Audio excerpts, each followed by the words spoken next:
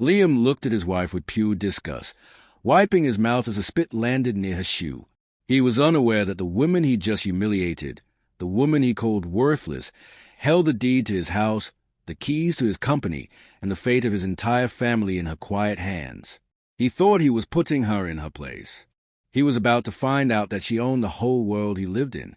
The morning light didn't bring warmth to the Sterling household. It only brought exposure. Liam stood in front of the kitchen island, his knuckles white as he gripped his coffee mug. He was a man vibrating with anxiety, his eyes scanning a tablet screen filled with market reports and terrifying headlines. Layoffs, Liam muttered, his voice tight. Another 20% cut from Vanguard Industries. Rumors are flying that they are dissolving the entire logistics department. Clara stood at the stove, flipping an omelet with a practiced, gentle hand. She wore an oversized, faded sweater, and her hair was tied back in a messy bun. To the naked eye, she looked like a woman who had nowhere to be. "Eat something, Liam," she said softly, sliding a plate toward him. "You can't solve a corporate crisis on an empty stomach." Liam shoved the plate away, the fork clattering loudly against the granite. "You don't get it, do you? You're so detached. My parents work in logistics, Clara. I work in sales. If Vanguard goes under, or if this new mystery owner decides to trim the fat, we are all out on the street. The mortgage, the cars, everything. Gone." Clara paused. Her expression was unreadable, a pool of calm water against his fire. "Maybe the new owner isn't looking to trim the fat," she said. "Maybe they are looking to save the company. Have a little faith." Liam let out a sharp, mocking laugh. "Faith? Faith doesn't pay the bills. Clara, work does. Hustle does. Something you've been avoiding for 2 years now." The insult hung in the air. Clara didn't flinch. She simply picked up his coffee cup and refilled it. "I contribute in my own way, Liam." "By gardening." Liam snapped, grabbing his briefcase. "By reading books? I love you, Clara, but sometimes looking at how calm you are makes me want to scream. It's like you're a passenger in your own life." An hour later, Liam was in his car, stuck in gridlock traffic. The rain hammered against the roof, mimicking the pounding in his head. His phone buzzed through the car speakers. It was his mother. "Did you see the memo?" Linda's voice was shrill, laced with panic. "Your father is a wreck. Vanguard just froze all bonuses. We're terrified. Liam, absolutely terrified." "I know, Mom. I'm worried too," Liam replied. "It must be nice," Linda said, her voice dropping to a venomous whisper, "to have a wife who doesn't have to worry about these things. Does she even know the price of milk these days? Or is she too busy finding herself?" Liam gripped the steering wheel. She's trying, Mom. She's a leech. Liam, I've said it since the wedding. A sweet girl, sure, but ambitionless. If you had married someone with drive, you wouldn't be carrying this family financial burden alone. Tonight at dinner, we need to have a serious talk about her future. It's not fair to you." Liam didn't defend her. He let the silence agree for him. The stress of the impending layoffs made him weak, and his mother's words felt like a twisted form of validation. Back at the house, the ambitionless Clara was sitting in her small home office. The room was modest, but the technology on her desk was state-of-the-art. She had 3 monitors open. Graphs, merged documents, and employee retention plans filled the screens. The header on the central document read, ** Vanguard Industries, Restructuring Strategy, Confidential. **. Her phone buzzed. A text from the board secretary read, ** Mrs. Sterling, the board is anxious. They want to know if you're approving the firing of the logistics team to save costs. The previous CEO recommends it. **. Clara's fingers hovered over the keyboard. She thought of her father-in-law, Robert, who worked in logistics. She thought of Liam's panic this morning. She typed back, ** Absolutely not. No layoffs in logistics. Cut the executive bonuses instead. And schedule a mandatory meeting for tomorrow morning at 9 a.m. I will address the staff personally. *. She hit send, closed the laptop, and went back to the kitchen to prep dinner, slipping back into the role of the invisible housewife. That evening, the atmosphere in the house was suffocating. Liam was dressing for the dinner at his parents' house. He wore his best suit, trying to look successful despite his fear. Clara emerged from the bedroom wearing a simple, elegant navy dress. It was modest, unassuming. "Is that what you're wearing?" Liam asked, fixing his tie in the mirror. He didn't look at her. "It's comfortable," Clara said. "It looks cheap," Liam muttered. "My mother is going to be in pearls. She's going to be judging everything tonight. Clara, can you just try for me? Pretend you care about status for one night." Clara walked over to him. She reached out to straighten his collar, her touch gentle. "Status is a game, Liam. It's not who we are." Liam pulled away from her touch. The rejection was physical and cold. "Easy for you to say. You're not the one playing the game. Let's go. And please, just let me do the talking tonight. Don't embarrass me." Clara watched him walk out the door, a flicker of sadness in her eyes. It wasn't anger yet. It was pity. She grabbed her purse, the one that contained a secure, encrypted phone, and followed him out. The parents' dining room was a shrine to old money, or at least the appearance of it. Heavy velvet curtains blocked out the night, and a crystal chandelier hung low over the table, casting harsh, interrogating shadows on the faces below. Robert, Liam's father, sat at the head of the table, carving a roast with aggressive, jerky movements. The knife scraped against the porcelain platter, a sound that made Liam flinch. "The new memos are draconian," Robert grumbled, not looking up. "They're auditing every expense account going back 5 years. It's a witch hunt. Whoever bought Vanguard is trying to gut us." Linda, seated opposite him, sipped her wine with a trembling hand. "We've given 30 years to that company, and now we're waiting for the axe to fall. Liam, have you heard anything from your department?" Liam wiped sweat from his upper lip. "Sales are down, Dad. Everyone is on edge. I'm doing double shifts just to keep my numbers up." "Good," Robert said, pointing the carving knife at him. "That's what a man does. He works until he drops to protect his legacy." He turned his gaze slowly toward Clara. Unlike some people who believe life is a permanent vacation, Clara sat perfectly still. She had barely touched her food. "I think everyone is doing their best, Robert," she said, her voice calm but firm. "Panic rarely solves problems." Linda laughed, a dry, brittle sound. "Oh, listen to her, Robert. The philosopher speaks. Tell me, Clara, how was your day? Did you prune the roses? Did you watch a soap opera? While my son is working himself into an early grave, what exactly did *U* contribute to the sterling name today?" "I managed some investments," Clara said vaguely. It wasn't a lie. "Investments?" Linda sneered. "You mean you played with the allowance Liam gives you? It's embarrassing. Really, we tell our friends Liam married a homemaker. But even homemakers keep a clean house. Yours is just full of books and silence." Liam stared at his plate. He felt the familiar crushing weight in his chest. He wanted his mother to stop, but he also wanted Clara to be more. He wanted her to fit in so they would stop attacking him. "Mom, please," Liam whispered. "No, Liam." Linda slammed her wine glass down. "Stop coddling her. You're drowning. Look at you. You look 10 years older than you are. You're carrying dead weight, and it's dragging us all down. If you had a wife with a real career, maybe you wouldn't be so terrified of losing your job." The room grew hot. The air felt thick, like it was filled with smoke. "I am not dead weight," Clara said. She placed her fork down. The metal hit the china with a final clink. "And Liam isn't drowning because of me. He's drowning because he's trying to impress people who measure love in paychecks." Robert slammed his fist on the table. "How dare you? You eat my food, you drink my wine, and you lecture me on love? You are a guest in this family, Clara, and a poor one at that." Liam looked up, his eyes wild. The stress of the layoffs, the fear of poverty, the shame of his parents' judgment, it all coalesced into a blinding white heat. He looked at Clara, and he didn't see his wife. He saw the source of his shame. "Shut up, Clara," Liam hissed. Clara turned to him, shocked. "Liam."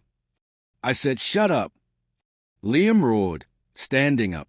His chair scraped violently backward. "They're right. Look at them. They are terrified of losing everything. I'm terrified. And you sit there with that smug look on your face like you're better than us. You don't do anything. You're useless. The silence that followed was deafening. But Liam wasn't done. The adrenaline was pumping through him, toxic and uncontrollable. He felt a twisted need to prove to his parents that he was on their side. Clara stood up slowly. Her eyes were filled with tears, but her chin was high. I am your wife, Liam. I am the only person in this room who actually sees you. I don't want you to see me. Liam screamed. I want you to help me. But you're nothing. In a moment of pure, unadulterated madness, Liam spat. It wasn't a large amount, but the gesture was violent, primal. The spittle landed on the hem of Clara's navy dress, near her shoe. The room froze. Linda gasped, her hand covering her mouth. Even Robert looked away, uncomfortable. Liam stood there, panting, his chest heaving. As the reality of what he had done washed over him, the rage instantly evaporated, replaced by a cold, sickening horror. He looked at the spot on her dress. He looked at her face. Clara didn't scream. She didn't slap him. She looked at him with an expression that was far worse than anger. It was disappointment. Deep, final disappointment. She reached into her purse, pulled out a tissue, and wiped the spot on her shoe. She dropped the tissue on the table, right next to the roast. Enjoy your dinner, she whispered. She turned and walked out of the dining room. The front door opened and closed with a soft click. Liam sank back into his chair, putting his head in his hands. The room was silent, save for the hum of the refrigerator. Well, Linda said quietly, trying to regain control. At least she knows her place now. Liam didn't answer. He just stared at the empty chair, unaware that he had just fired the only person who could save him. That was a moment of pure regret. The next morning, the sun didn't rise. It merely turned the gray sky a lighter shade of slate. Liam sat in the passenger seat of his father's car, staring out the window. He hadn't slept. When he had returned home the night before, Clara wasn't there. Her closet was open, a few things missing. The bed was made, perfectly smooth, cold to the touch. Stop fidgeting. Robert snapped from the driver's seat. We are going to walk in there, head high. If this new owner wants to fire the senior staff, we make them look us in the eye while they do it. Linda sat in the back, applying lipstick with shaky precision. It's probably a restructuring meeting. Maybe a pay cut. We can survive a pay cut. They pulled up to the glass and steel monolith of Asterisk Vanguard Industry Star. It towered over the city, a fortress of commerce. Usually, Liam felt pride walking into this building. Today, he felt like a convict walking to the gallows. They were ushered not to their usual cubicles or offices, but to the penthouse level, a floor reserved for the board of directors. The boardroom was vast. A long mahogany table stretched down the center, surrounded by 20 empty leather chairs. The view from the floor-to-ceiling windows showed the entire city, small and insignificant below. A frantic assistant hurried over. Please, sit. The owner will be with you shortly. Do not speak when she enters until addressed. She is not in a good mood this morning. Robert gulped, his bravado vanishing. He sat at the far end. Linda sat next to him. Liam took the seat opposite them. They waited. 10 minutes passed. The silence was heavy, filled only by the low hum of the air conditioning. This is it, Liam whispered, burying his face in his hands. I'm losing everything. And Clara, she's gone. I don't blame her. Forget her, Linda hissed. Focus, Liam. Think about your answers. Why are your sales down? Suddenly, the heavy double doors at the head of the room clicked. The sound echoed like a gunshot. All three Sterling straightened up. Robert buttoned his jacket. Linda pasted on a smile. Liam held his breath. First came the sound of heels. Click, click, click. Slow, deliberate, authoritative. Then the figure stepped into the light. She was wearing a tailored white power suit that cost more than Liam's car. Her hair was no longer in a mess of bun. It was sleek, sharp, and styled. She held a single file folder. She walked to the head of the table, placed the folder down, and turned to face them. Liam's mouth fell open. The air left his lungs. Robert's eyes bulged. Linda dropped her purse. "Good morning," Clara said. Her voice wasn't the soft murmur of a kitchen. It was a steel-reinforced tone of a CEO. "Thank you for coming on such short notice." "Clara." Robert sputtered, half rising from his chair. What are you doing here? Did you bring Liam a lunch? You can't be in here. Security will." "Sit down, Robert," Clara said. She didn't shout. She didn't have to. The command cracked like a whip. Robert Saturday. "I am not here to bring lunch," Clara continued, opening the file. "I am here because I own * Vanguard Industries Star. I acquired a majority share 3 years ago through my holding company, Phoenix Capital." "No," Linda whispered, shaking her head. "That's impossible. You garden. You read books." "I manage a global portfolio," Clara corrected, her eyes locking onto Linda. "Gardening is how I decompress from cleaning up the messes made by incompetent middle management." She slid a paper down the table toward Robert. "Logistics department. Efficiency is down 15%. Overtime abuse is up 20%. Robert, you've been approving your own overtime for 6 months. That's technically embezzlement." Robert turned pale gray. She slid another paper toward Liam. He couldn't look at it. He couldn't look at her. "Sales," Clara said.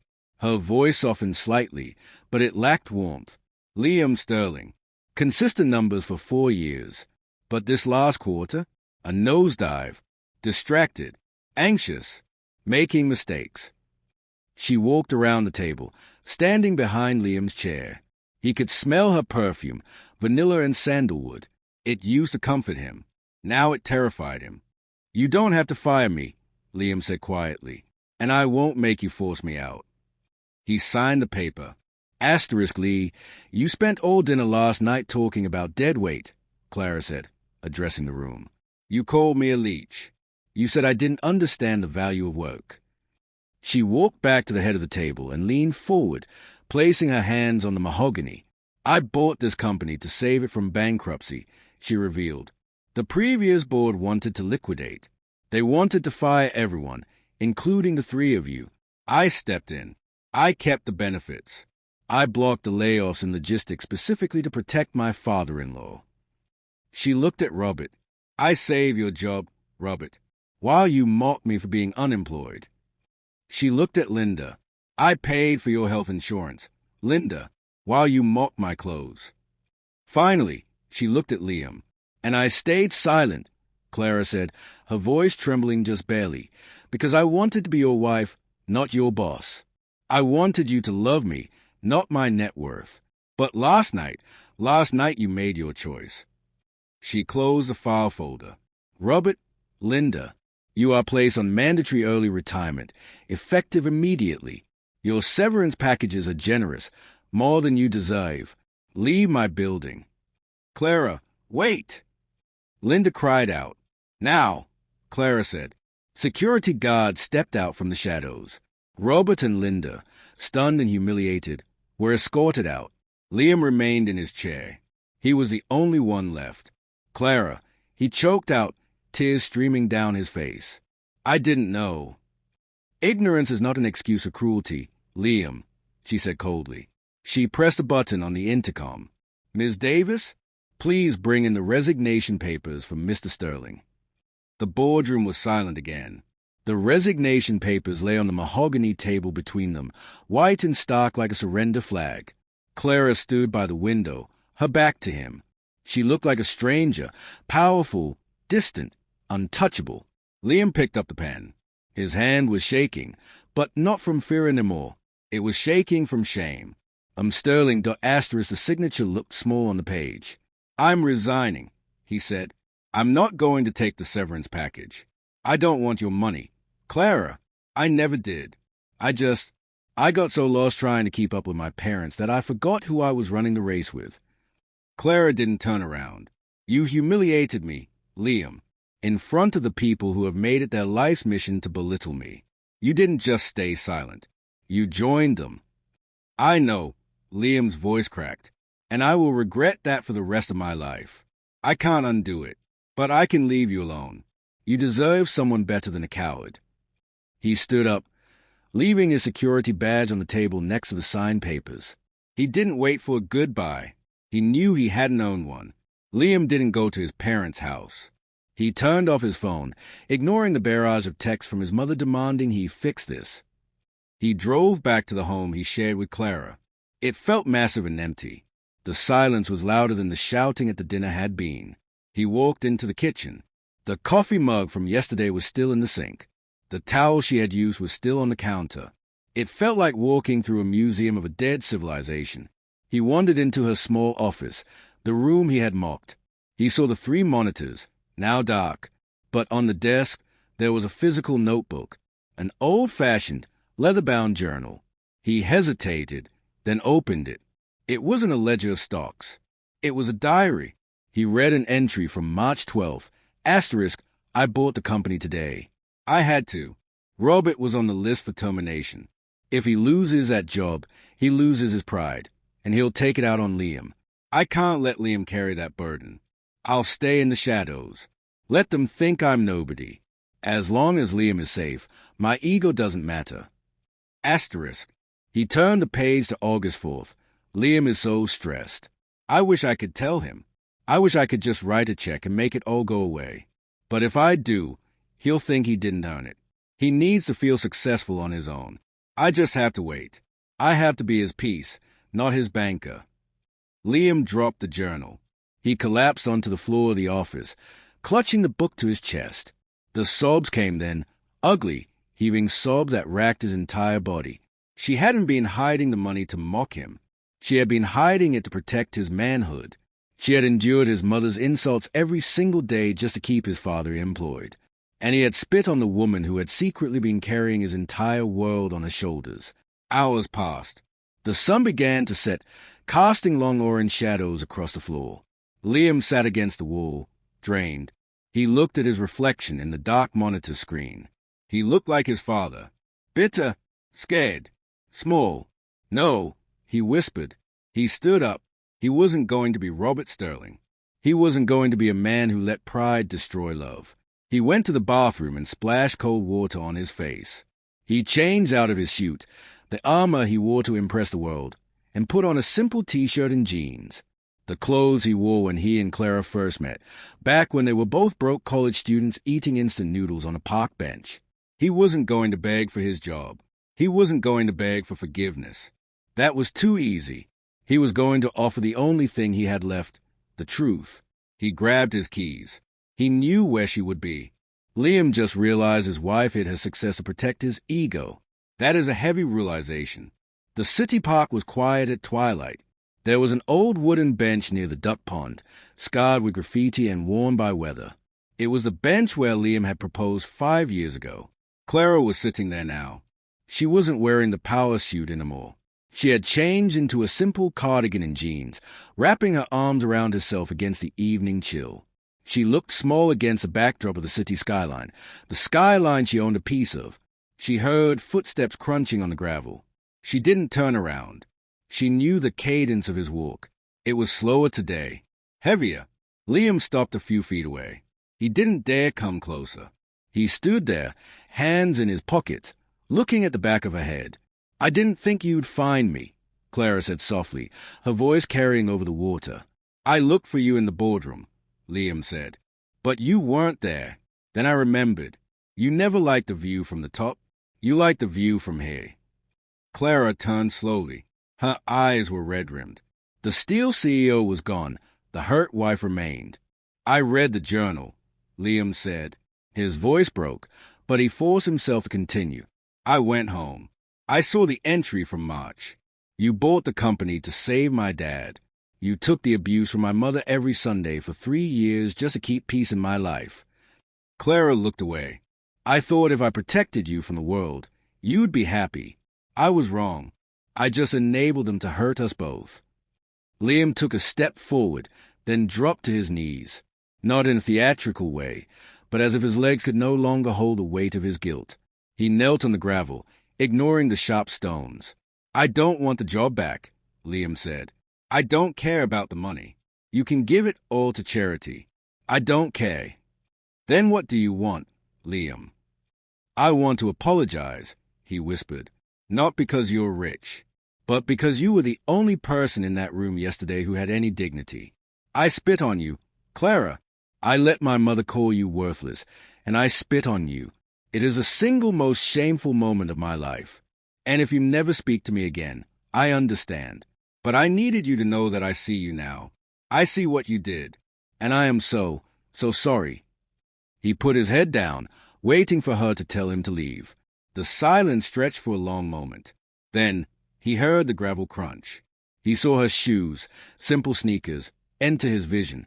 Clara knelt down in front of him. She reached out and lifted his chin. Her fingers were warm. I don't need a business partner, Liam, she said, tears spilling over. And I don't need a trophy husband. I need the man I met on this bench. The man who didn't care what his parents thought. The man who dreamed of opening a wood shop, not climbing a corporate ladder he hated. Liam looked at her, his eyes widening. You remember the wood shop? I remember everything, she smiled sadly. I remember us. She wiped a tear from his cheek. I forgive you, Liam, but things change now. No more secrets on my end, and no more silence on yours. Your parents, they can't be part of our daily lives anymore. Not until they learn respect. Liam nodded vigorously. Done. They're out. It's just us. I promise. 6 months later, the scene opens on a small, dusty workshop. The smell of sawdust hangs in the air. Liam is wearing a canvas apron, sanding a beautiful oak table.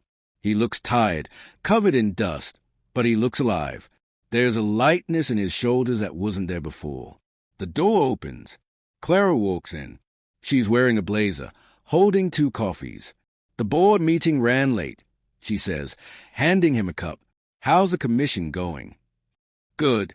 Liam smiles, kissing her cheek. The client loves the design. It pays a fraction of what I used to make in sales, but... He pauses, looking around the shop he built with his own hands. I slept through the night last night, for the first time in years. Clara leans against the workbench, watching him. That's all that matters. They aren't a billionaire and her employee. They aren't a victim and a bully. They are partners. Liam takes her hand, the hand that signed the checks that saved his family, the hand he once disrespected. He kisses her knuckles. Ready to go home? He asks. Yeah, Clara says, squeezing his hand. Let's go home. Sometimes you have to lose everything you thought you wanted to realize that everything you needed was right beside you all along. What a journey. Liam had to lose his ego to find his happiness. Do you believe true love can survive a betrayal of trust like that? Or would you have walked away? Let me know your story in the comments below. And if you enjoyed this story, please like and subscribe for more.